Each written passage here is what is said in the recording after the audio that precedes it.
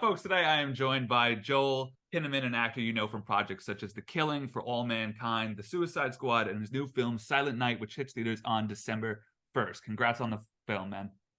Thank you so much.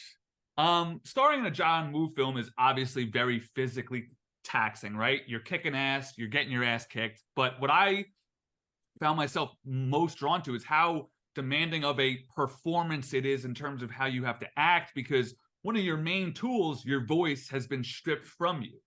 How did you go about preparing yourself? Like, did you look in the mirror and practice faces? And was this challenge something that drew you to this? Yeah, it was central to it. I mean, I was, of course, felt very honored that John wanted to do this film with me. But then the fact that it is in some ways an experimental film. It's a fast-paced, hard-boiled action movie, but because there is no dialogue in it, it's an artistic risk that everyone involved with this is taking. I was really excited about that. It was a great challenge. And I mean, there was a lot of different ways where I was preparing for it. I was watching all these old, like, Buster Keaton and Silent, people that are just performing through their expressions. I was watching Le Samurai, this old Melville movie. But I had some friends that were they were joking around. They were like, "So I guess we'd be hanging out now, during this shooting of this film, because you won't have to go home and learn your lines." And I was like, "It's gonna be a lot of work on this one, anyways. It's not just about that." And I learned really quickly that it was actually more demanding, quite a bit more demanding. I think that many many scenes you actually use the dialogue to propel you emotionally into the scene. And then you can also hide a little bit. You in a scene where you have an emotional connection, you have a little bit of emotion in it, and then but then you also use your voice to to portray the emotion of that feeling. And the bad version of that is what I call sort of American whisper acting. You see it a lot on TV, where it's like, guys are like, "I'm never gonna let you get away with this, man. I'm gonna fucking kill you, man." And it sounds okay, but it's bullshit. It's like there's no real emotion behind that. It's just kind of modulating their voice. But when you don't have any dialogue to portray the scene, it's all in your eyes. So I realized there's no hiding here. So I had to act like a fucking psycho on this set. And before every take, I was like screaming, crying, throwing chairs. I wrecked a lot of chairs on this movie. I had to find some ways to sort of lose control emotionally, so my eyes had that intensity. And then also, it's these little facial movements, these micro movements in the face that only happens when you're really filled with emotion or deep in intense thought. So, like, my inner dialogue and my inner life, which is the basis of everything in acting, but then we have these other little layers where we can use our technique to sort of get away with not always being filled with the actual emotion of the scene. You had to throw that away, and it all had to be there. So I ended up having to prepare for emotionally for most of the takes in this film in the way that I would normally just prepare for the most intense emotional scene of another movie. I want to make 2 points. One, it is a huge risk, but one of the core tenets of film is show don't tell, right? So this is like the ultimate version of that.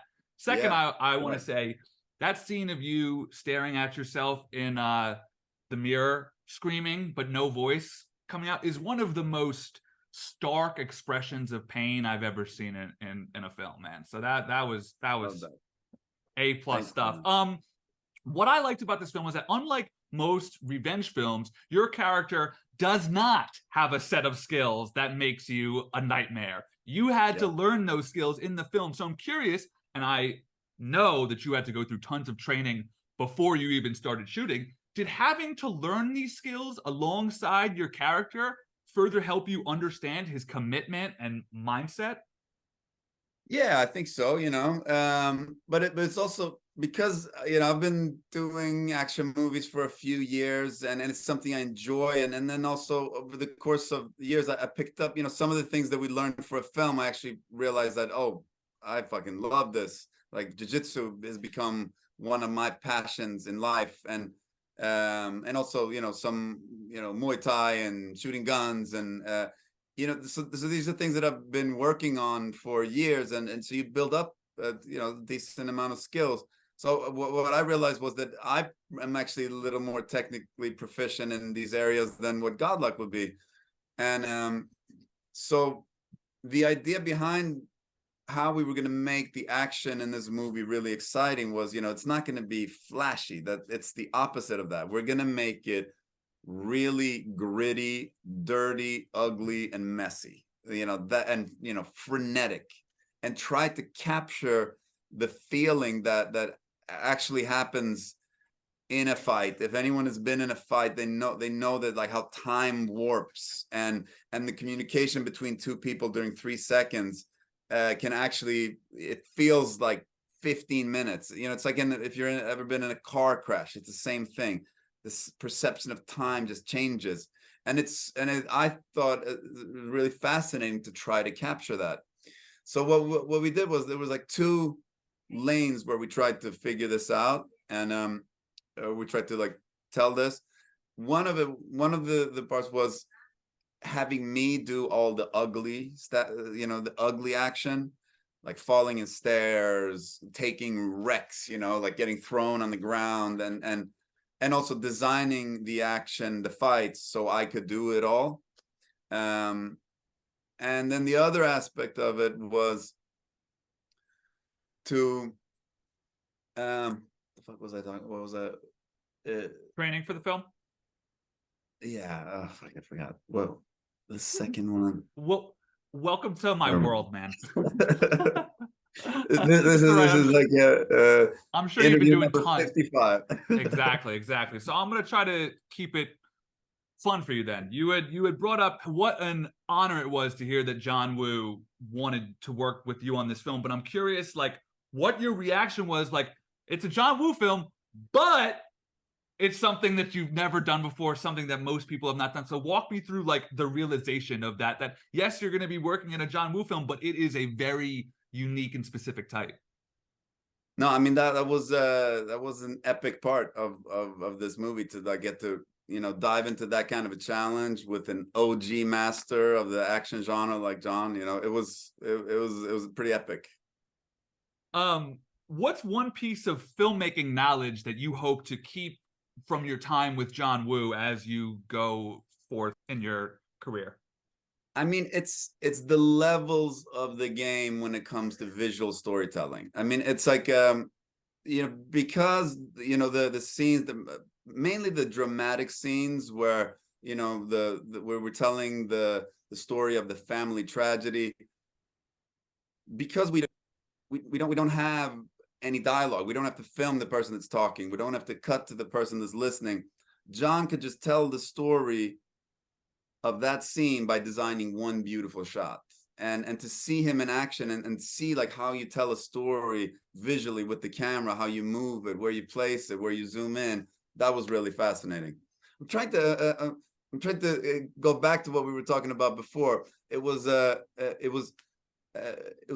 doing the wrecks in the film, and then what was that? Why am I? Dude, I am ADD as hell, so, like, I am literally the worst person to try to help with that. Oh, I will just say, though, this film, me. and this is probably the ultimate praise that you could pay this type of film. I thought a lot of The Raid, because that is a very wordless film as well, and sort of the scene where you have to go flight by flight was very Raid-esque. So I thought that was awesome. Another thing that I found, and this is just me kind of talking now, I'm not this isn't a question. I found that John Woo, the main character in his frames is the gun, I find, and that to me is so compelling, because it's like he knows that that's where our eyes go. I've got to wrap soon, so I just want to ask you 2 quick ones that don't have to do with this film. Now that James Gunn is in charge of DC, are you kind of like, James, man, what the fuck? Did you really have to kill me off? Yeah, you know, but I love that scene though, you know, it was It is such a a really good good way to scene. go. So, but yeah, for sure. Maybe I'll come back and play some nasty villain in a couple of years, you know. There you go. And then finally, just real quick, For All Mankind is one of my favorite shows on TV. And what I found fascinating about that is it takes place over such a long period of time that you and the character age together. What's that like? Yeah, it's like a unique challenge and opportunity to get to play a character over 40 years, you know. It was one of the things that really drew me to the project initially. And now, you know, we're just releasing season 4 is streaming now on Apple TV. It was a bitch shooting it though. It was I'm not gonna lie.